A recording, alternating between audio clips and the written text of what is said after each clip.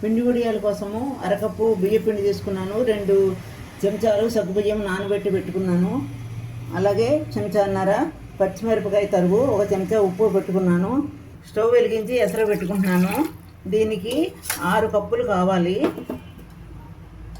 అరకప్పు కదండి, ఒక 3 కప్పులేమో ఎసరు పెట్టుకుందాము. ఇలాగా పిండి కలిపి పెట్టుకుందాము నీళ్ళలో. కప్పున్నర ఇలా పిండి నీళ్ళలో పోసి కలుపుకున్నాను, అది వేసేస్తున్నాను. పచ్చిమిర్చి, ఉప్పు, మిక్సీ చేసుకున్న సాబ్దాను. పిండి ఉడికిందండి, చల్లారాక వడియాలు పెట్టేసుకుందాము. పిండి చల్లారిందండి, ఇలా వడియాలు పెట్టేసుకోవటం.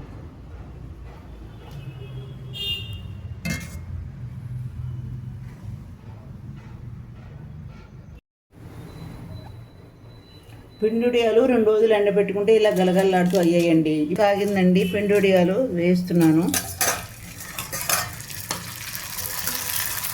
వేయండి, తీసుకుందాము. పిండిడియాలు ఇదిగోనండి వేయించేసుకున్నామండి.